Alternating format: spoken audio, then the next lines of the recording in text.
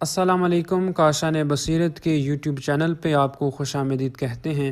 پاکستان کے اندر اپنی نوعیت کا ایک منفرد یوٹیوب چینل جس پر مختلف موضوعات جیسا کہ تاریخ، فلسفہ، سیاست، اخلاقیات، عقائد اور عالمی شہرت یافتہ مصنفین جیسا کہ شہید مرتضیٰ مطہری، امام خمینی، سید علی خامنائی، آیت اللہ کاظم قزوینی کی شرح آفاق تصنیفات دستیاب ہیں. کاشان بصیرت کے یوٹیوب چینل کو سبسکرائب کر کے قافلہ بصیرت کا حصہ بنیے. آج کی کتاب شیعہ والحاکمون، جس کا اردو ترجمہ شیعہ اور جابر حکمران، زوار حسین مرحوم ولد غلام حسن مرحوم کے خاندان نے سیمی زوار کی آواز میں ریکارڈ کروائی ہے. درخواست ہے ان کے لیے رحم اللہ الکار الفاتحہ، 1 مرتبہ سورہ الحمد اور 3 مرتبہ سورہ توحید پڑھ کے ان کی روح کو اصال فرمائیے. بہت شکریہ.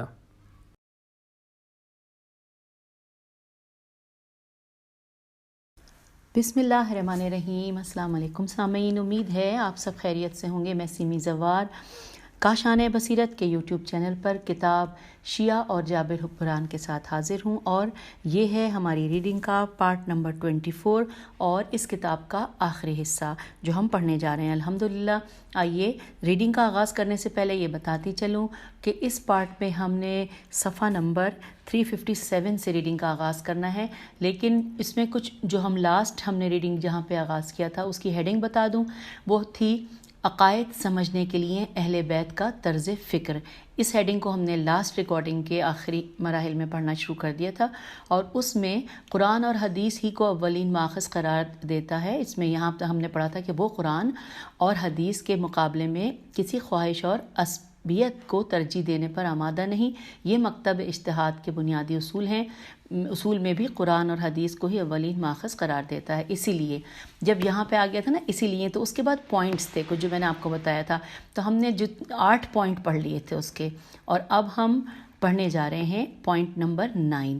ٹھیک ہے جی، آئیے آغاز کرتے ہیں. لکھا ہے تقویٰ اور ادب آداب کے ساتھ کیا جانے والا مناظرہ جس کا مقصد اجالا پھیلانا، حق پہنچانا اور عقائد کی ترویج کرنا ہو تو وہ قابل تعریف ہے، لیکن اپنا علمی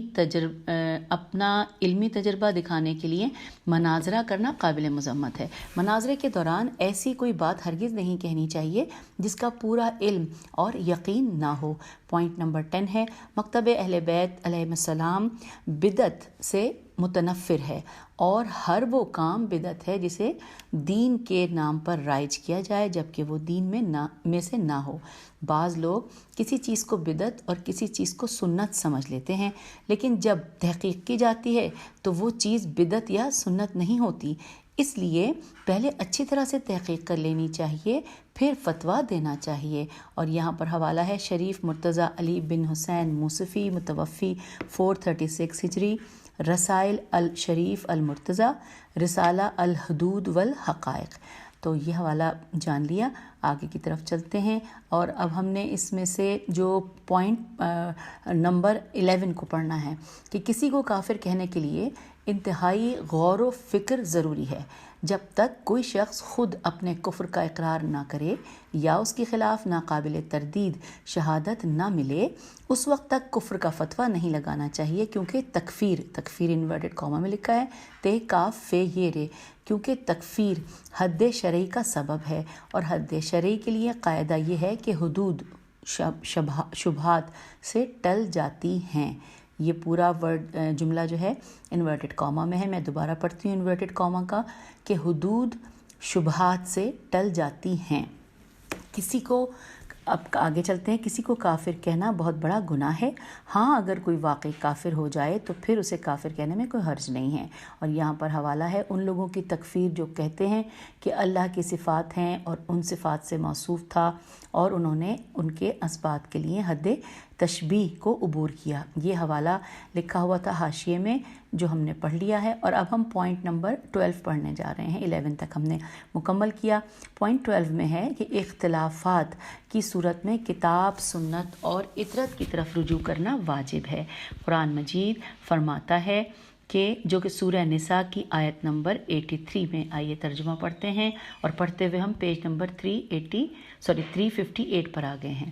ترجمہ: اگر لوگ اس امر کو رسول اور اپنے صاحبان امر کے پاس پہنچاتے تو تحقیق کرنے والے صاحبان امر اس امر کی تحقیق کر لیتے، اور اگر تم پر فضل و کرم نہ ہوتا تو معدود چند لوگوں کے سوا سب شیطان کے پیروکار ہو جاتے۔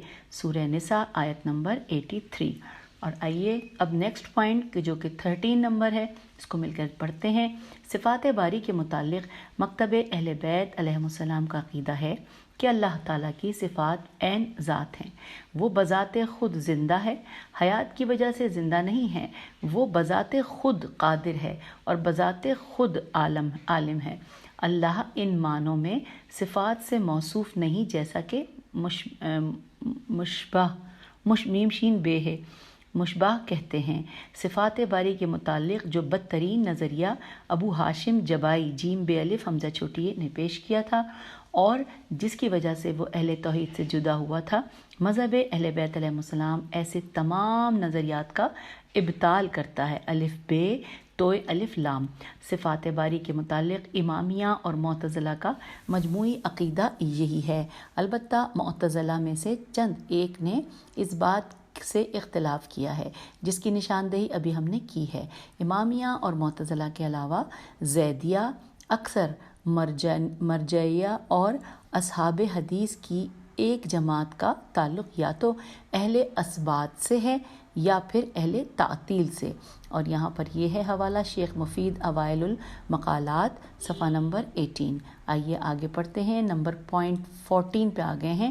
لکھا ہے کہ مکتب اہل بیت علیہ السلام اشیاء کے حسن اور قباح کو عقلی جانتا ہے، اور یہ مکتب اس بات پر عقیدہ رکھتا ہے کہ عقل بعض اشیاء کے حسن و قباح کو فوراً محسوس کر لیتی ہے۔ قاف بے ہے، یہ اس کی ہجے ہے۔ پھر چلیے اب آگے چلتے ہیں، نئی ہیڈنگ ہے، ساتھ لکھا ہے توحید کے متعلق نظریات۔ مکتب اہل بیت علیہ السلام توحید میں تنزیہ مطلق پر ایمان رکھتا ہے۔ تے نون زے یہ ہے، مطلق پر ایمان رکھتا ہے، کیونکہ فرمان الہی ہے سورہ شورى کی آیت نمبر 11 کہ کوئی چیز اس کی مثل نہیں ہے اور وہ سننے والا اور دیکھنے والا ہے۔ علاوہ ازیں، یہ سورہ شورى کی آیت 11 کا ترجمہ مکمل ہو گیا۔ پھر لکھا ہے علاوہ ازیں مکتب اہل بیت علیہ السلام یہ عقیدہ رکھتا ہے کہ حاسہ ہے، الف سین ہے، حاسہ چشم سے اللہ تعالیٰ کو دیکھنا محال ہے، کیونکہ فرمان الہی ہے سورہ انعام کی آیت نمبر 104۔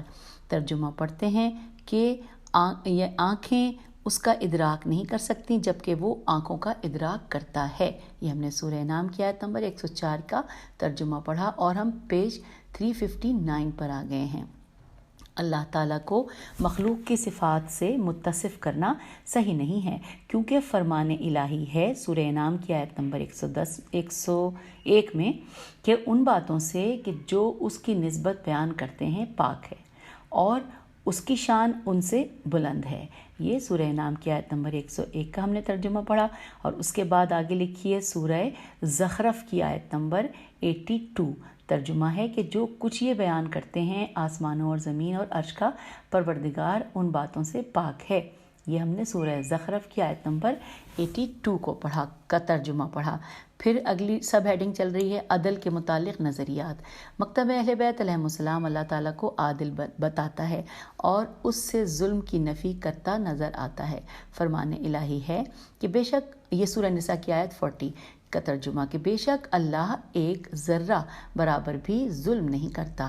اور یہاں پر یہ سورہ نساء کی آیت 40 کا ترجمہ پڑھ لیا، اور اس کے بعد پھر چلیے سورہ یونس کی آیت نمبر 44 کا یہاں لکھا ہے ترجمہ کہ بے شک اللہ تو انسانوں پر کچھ بھی ظلم نہیں کرتا، لیکن انسان ہی اپنی جانوں پر ظلم کر رہے ہیں۔ یہ ہم نے سورہ یونس کی آیت 44 کا ترجمہ پڑھا۔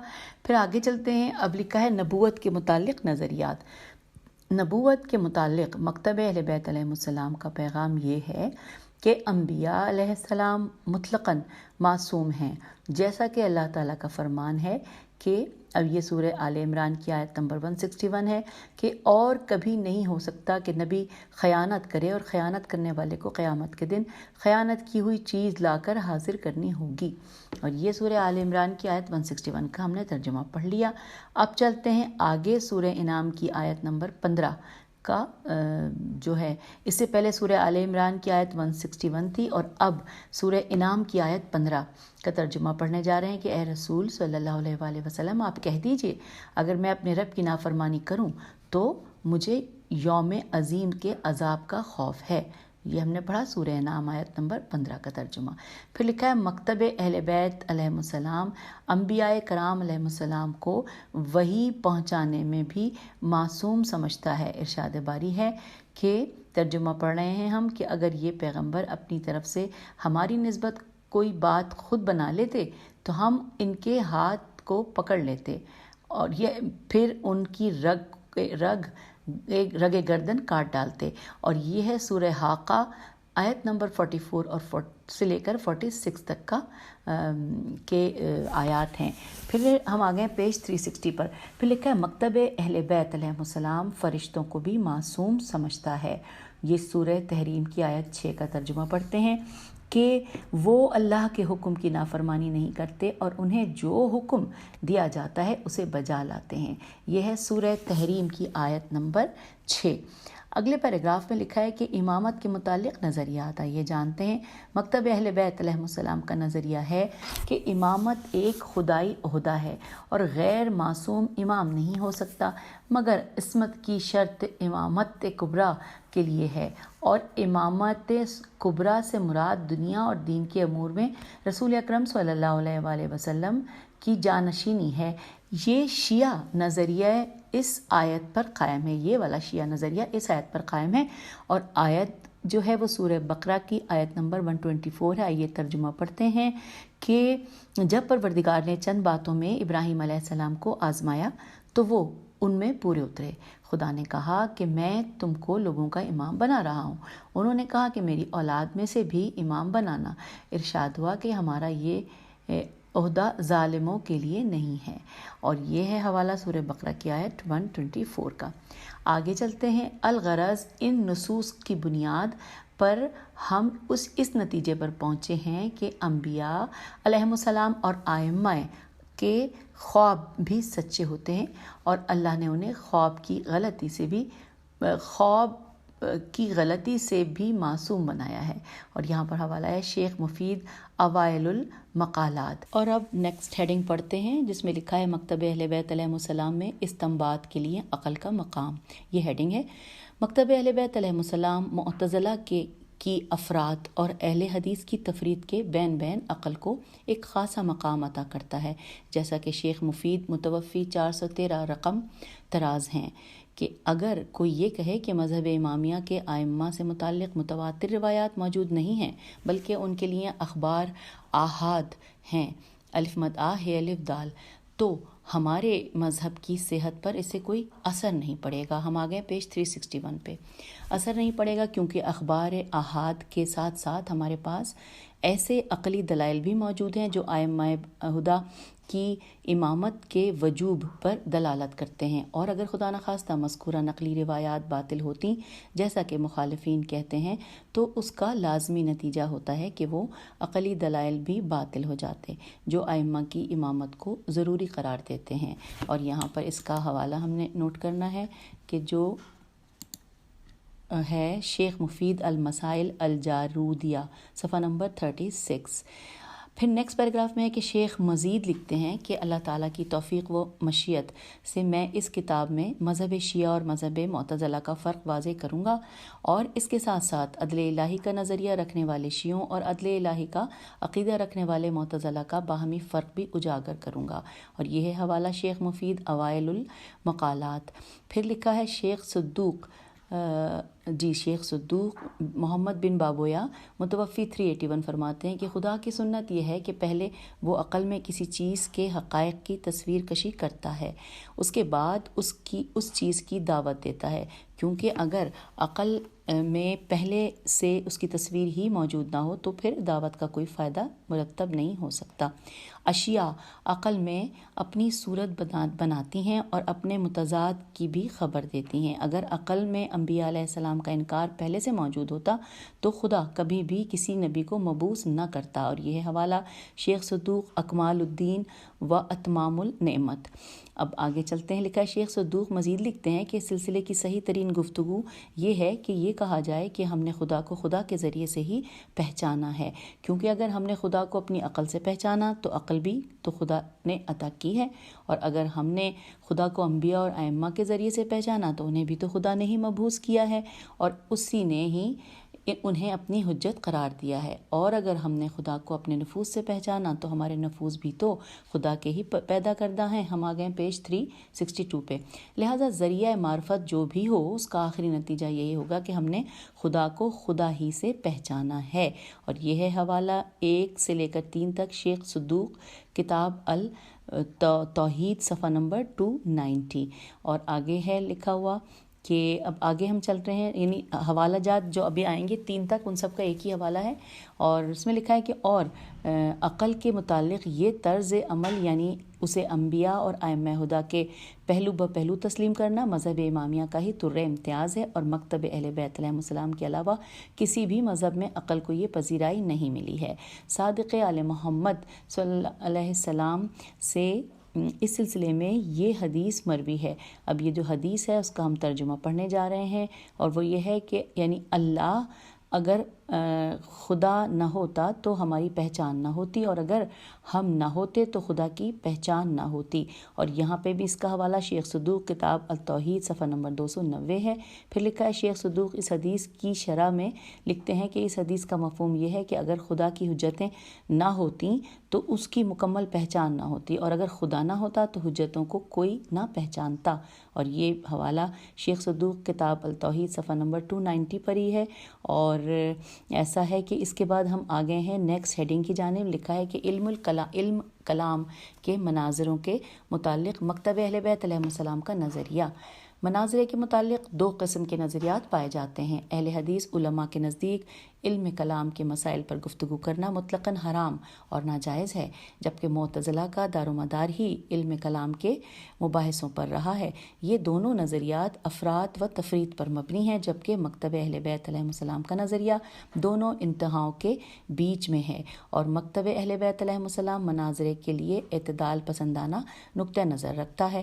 مذہب اہل بیت علیہ السلام قرآن کریم کی اتباع میں مناظرے کو 2 قسموں میں تقسیم کرتا ہے، پہلا اچھا مباحثہ، دوسرا برا مباحثہ۔ اس کے بارے میں پڑھتے ہیں 363 پیج پر آ گئے ہیں کہ اے رسول، اب یہاں پہ عربی کی 2 لائنیں ہیں، ترجمہ پڑھتے ہیں کہ اے رسول لوگوں کو، یہ سورہ نحل کی آیت 125 کا ترجمہ ہے بیسیکلی، کہ اے رسول لوگوں کو حکمت اور اچھی نصیحت سے اپنے رب کے راستے کی طرف بلاؤ، اور بہت ہی اچھے طریقے سے ان سے مناظرہ کرو۔ جو راستے سے بھٹک گیا ہے تمہارا رب اسے بھی خوب جانتا ہے، اور جو راستے پر چلنے والے ہیں ان سے بھی خوب واقف ہے۔ یہ سورہ نحل کی آیت 125 ہم نے پڑھ لی۔ اگلے پیراگراف میں ہے کہ شیخ مفید مناظرے کے متعلق مکتب اہل بیت علیہ السلام کی ترجمانی کرتے ہوئے لکھتے ہیں کہ جماعت صادقین نے اپنے ماننے والوں میں سے ایک گروہ کو حکم دیا کہ وہ مخالفین سے مناظرہ نہ کریں، اور دوسرے گروہ کو حکم دیا کہ وہ مخالفین سے مناظرہ کریں اور انہیں حق کی دعوت دیں۔ معصومین نے دونوں گروہوں کے حالات کو مد نظر رکھ کر انہیں علیحدہ علیحدہ حکم دیا۔ جو گروہ حق کی صحیح ترجمانی سے قاصر تھا اسے مناظرے کرنے کا اہل قرار نہیں دیا گیا، اور جو گروہ احقاق حق اور ابطال باطل کی صلاحیت رکھتا تھا اسے اس کا حکم دیا گیا۔ اور یہ ہے حوالہ شیخ صدوق تصحیح العقائد صفحہ نمبر 66۔ پھر آگے چلتے ہیں، شیخ مفید کے کلام میں جماعت صادقین سے مراد عطرت طاہرہ کے وہ معصوم امام ہیں جن کی طہارت کی خبر خدا نے دی ہے اور جنہیں خدا نے ہر رجز سے پاک رکھا ہے، جیسا کہ ارشاد الہی ہے، انما یرید اللہ لیذھب عنکم الرجس اہل البیت ویطہرکم تطہیرا۔ اللہم صلی علی محمد وعلی محمد۔ اے اہل بیت بیت علیہ السلام اللہ کا ارادہ یہ ہے کہ تم سے ہر طرح کی ناپاکی کو دور رکھے اور تمہیں اس طرح سے پاک رکھے جیسا کہ پاک رکھنے کا حق ہے۔ یہ سورہ احزاب کی آیت نمبر 33 کا ہم نے ترجمہ پڑھا۔ پھر لکھا ہے کہ اور جماعت صادقین سے مراد وہ معصوم ہستیاں ہیں جن کے متعلق خدا نے حکم دیتے ہوئے فرمایا ہے سورہ توبہ کی آیت نمبر 119 کہ اے ایمان والو خدا سے ڈرتے رہو اور بچوں کے ساتھ ہو جاؤ۔ آگے چلتے ہیں، لکھا ہے جماعت صادقین ان ائمہ ہدی پر مشتمل ہے جن کی امامت پر رسول اکرم صلی اللہ علیہ وآلہ وسلم نے نص فرمائی اور ہر پہلے امام نے دوسرے کے متعلق نص فرمائی یہاں تک کہ ان کی تعداد پوری ہو گئی۔ ہم آ گئے پیج 364 پر۔ احادیث میں ائمہ ہدی کے متعلق مختلف الفاظ میں اعلان موجود ہیں اور حدیث نبوی میں ان کی تعداد بھی موجود ہے اور ان کے پہلے امام پر واضح الفاظ میں نص بھی موجود ہے۔ جو حضرات تفصیل کے خواہش مند ہوں وہ اس موضوع کی کتابوں کا مطالعہ کریں، اور وہ حوالہ یہاں پہ دیا گیا ہے کہ اس موضوع کے لیے ابن عیاش جوہری کی کتاب مقاصب الآئر فی النص، علی ادنۃ بہت مشکل ہو رہا ہے پڑھنا کیونکہ ہے عربی میں نام اور انک کے ساتھ ہے۔ آگے چلتی ہوں۔ ابن طولون دمشقی کی کتاب الشقرات للذہبیت فی المطل علنا اشریتا، شیخ مفید کی کتاب المسائل الجارودیہ اور شیخ حر عاملی محمد بن حسن کی کتاب النحات الہدات بن نصوص والمعجزات کا مطالعہ کیجیے۔ یہ ہم نے حاشیے میں پڑھ لیا جن کتابوں کا ذکر تھا، اور اب اس کے بعد نیکسٹ ہیڈنگ ہے کہ معرفت الہی کے متعلق غور و فکر واجب ہے۔ مکتب اہل بیت علیہ السلام میں عقل و شریعت کو ایک دوسرے کا مخالف نہیں بلکہ حلیف سمجھا جاتا ہے، جیسا کہ شیخ صدوق نے لکھا ہے کہ حضرت ابراہیم علیہ السلام نے پہلے زہرہ کو اور پھر چاند کو اور پھر سورج کو دیکھا، اور جب سب کو غروب ہونے والا پایا تو فرمایا کہ اے میری قوم میں تمہارے شرک سے بیزار ہوں۔ حضرت ابراہیم علیہ السلام خدا کی طرف سے ہدایت یافتہ تھے، مگر اس کے باوجود وہ اللہ کی طرف سے عطا کردہ دلیل کے بغیر توحید کو ثابت نہ کر سکے۔ اللہ تعالیٰ نے ان کی بیان کردہ دلیل کو اپنی القائی حجت بتایا ہے، اور یہاں پر جو عربی کی ایک لائن ہے اس کے نیچے لکھا ہے کہ یہ ہماری وہ دلیل ہے کہ جو ہم نے ابراہیم علیہ السلام کو ان کی قوم کے مقابلے پر دی تھی۔ پھر نیچے لکھا ہے کہ معرفت توحید کے لیے کوئی بھی اللہ تعالیٰ کی تعلیم سے مستغنی نہیں ہو سکتا، کیونکہ اللہ تعالیٰ نے اپنے حبیب صلی اللہ علیہ وآلہ وسلم سے فرمایا ہے کہ آپ جان لیجئے کہ اللہ کے سوا کوئی معبود نہیں ہے، اور یہاں پر حوالہ ہے شیخ صدوق کی کتاب التوحید صفحہ نمبر 292۔ آگے چلتے ہیں، لکھا ہے کہ شیخ صدوق کا مقصود یہ ہے کہ عقل وحی کے بغیر معرفت پروردگار حاصل کرنے سے قاصر ہے، لیکن اس کا یہ معنی نہیں ہے کہ عقل بالکل ہی بے سود ہے اور جن نتائج پر عقل پہچانتی ہے ان کی کوئی حیثیت ہی نہیں ہے۔ ہم آ گئے پیج 365 پہ۔ لکھا ہے شیخ مفید لکھتے ہیں کہ عقل اپنے مقدمات اور نتائج کے لیے وحی کی محتاج ہے، اور یہ ہے حوالہ اوائل المقالات صفحہ نمبر 11 اور 12۔ پھر آگے چلتے ہیں، پھر لکھا ہے کہ اور ساتھ ہی وہ تفہیم عقائد کے لیے عقل کے استعمال پر بھی زور دیتے ہیں اور کہتے ہیں کہ اللہ کے متعلق کلام کرنے سے جو منع کیا گیا ہے اس سے مراد یہ ہے کہ اس کو مخلوق سے تشبیہ نہ دی جائے اور اس پر مخلوق کے احکام جاری نہ کیے جائیں، اور اس کے ساتھ ساتھ ہی حوالہ بھی ہے تصحیح الاعتقاد بثواب الانعقاد، یہ کتاب 1370 میں تبریز سے اوائل المقالات کے ساتھ ہی شائع ہوئی تھی۔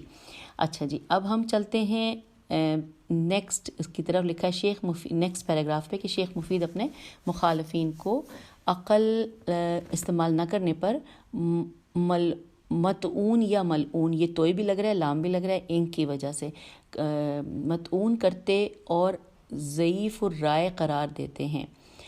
انہوں نے ایک مقام پر لکھا ہے، عربی کی لائن کے بعد ترجمہ ہم پڑھتے ہیں کہ یعنی فکر و نظر کو چھوڑ کر تقلید مذموم کو اختیار کرنا بالاتفاق قابل مذمت ہے۔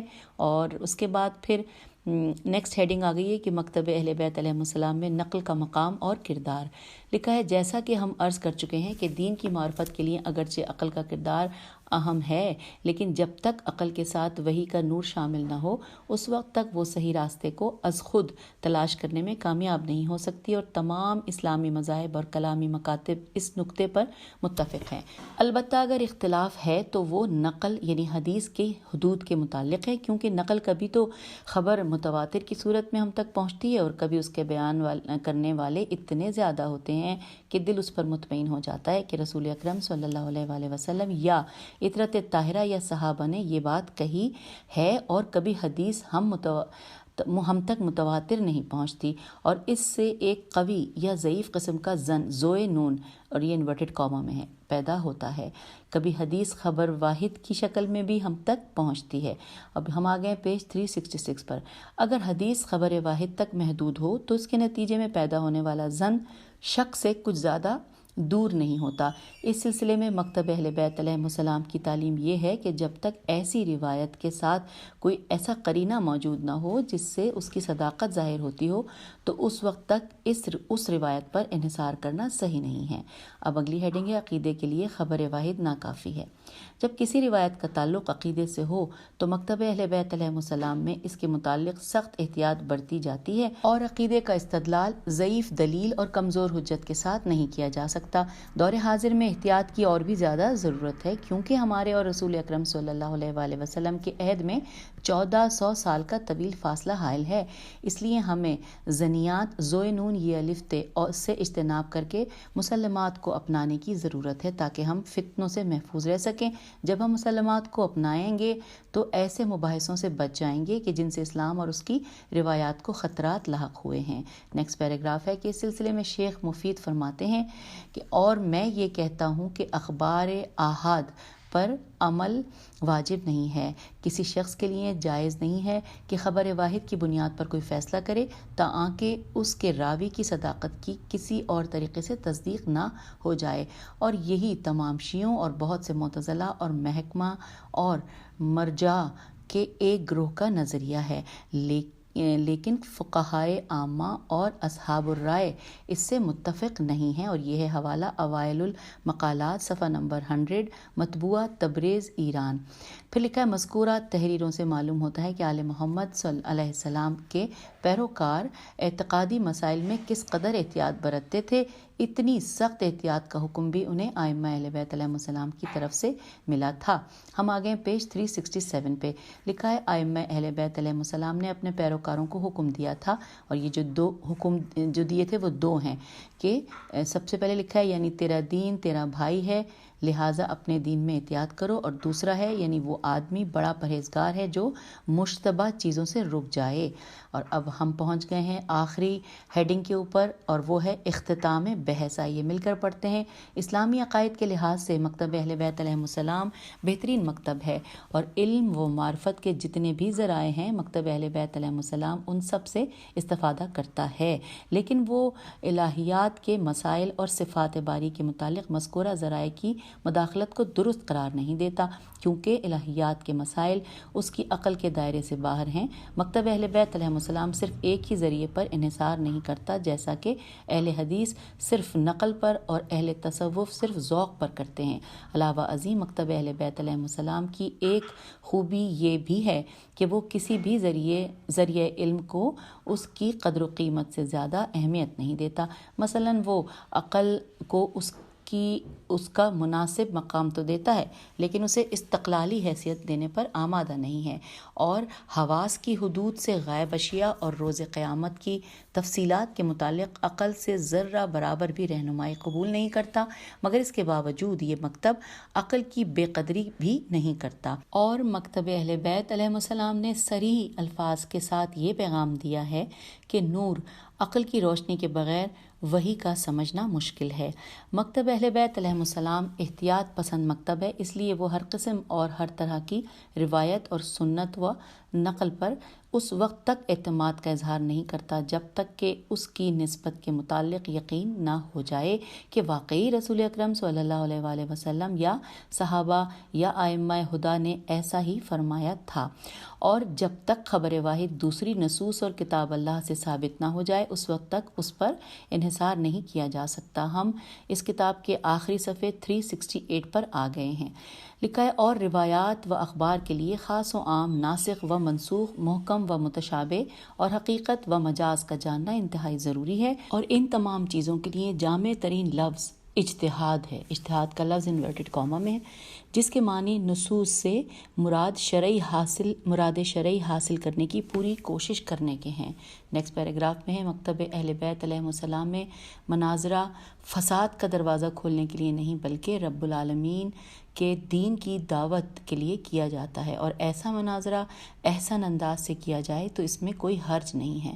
مناظرے میں ہمیشہ حکمت اور نصیحت کے اصولوں کو مد نظر رکھنا چاہیے، اور اگر مناظرہ صرف اپنی تجلیل اور دوسرے کی تذلیل یا فساد کی غرض سے ہو تو ایسے مناظرے سے خدا کی پناہ مانگنی چاہیے۔ ہم اپنے مضمون کا اختتام اس آیت قرآنی اور ارشاد ربانی سے کرتے ہیں کہ جو سورہ اعراف آیت نمبر 42 سے 43 تک ہے۔ آئیے مل کر ترجمہ پڑھتے ہیں۔ اور جو لوگ ایمان لائے اور نیک عمل کرتے رہے، اور ہم بریکٹ میں لکھا ہے اعمال میں کسی شخص کو اس کی طاقت سے زیادہ تکلیف نہیں دیتے، ایسے ہی لوگ جنتی ہیں کہ اس میں ہمیشہ رہیں گے، اور ہم ان کے سینوں سے ہر کینے کو الگ کر دیں گے، ان کے قدموں تلے نہریں جاری ہوں گی، اور وہ کہیں گے کہ خدا کا شکر ہے کہ جس نے ہم کو یہاں تک آنے کا راستہ بتا دیا، اور اگر خدا ہم کو راستہ نہ دکھاتا تو ہم راستہ نہ پا سکتے تھے۔ بے شک ہمارے رب کے سب رسول دین حق لے کر آئے تھے، اور اس روز انہیں آواز دی جائے گی کہ یہ وہ جنت ہے جس کا تمہیں تمہارے اعمال کی بنا پر وارث بنایا گیا ہے۔ سورہ اعراف آیت نمبر 42-43۔ اور یوں ہم اس کتاب کو مکمل کر چکے ہیں الحمدللہ، کہ جس کتاب کا نام شیعہ اور جابر حکمران، اور جس کے مؤلف علامہ محمد جواد مغنیہ، اور جس کا ترجمہ رضا حسین رضوانی صاحب نے کیا تھا، اور اس کی تمام تفصیلات ہم الحمدللہ جان چکے ہیں۔ اس میں جو کچھ بھی مضامین تھے، اس دعا کے ساتھ کہ اللہ تعالیٰ ہمیں توفیق دے کہ ہم جو کچھ پڑھتے ہیں اور جو بھی تعلیمات ہم تک ائمہ علیہ السلام کی پہنچتی ہیں ان پر عمل کرنے کی توفیق عطا ہو۔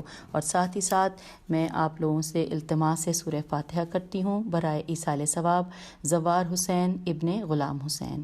اجازت دیجیے، خدا حافظ، فی امان اللہ۔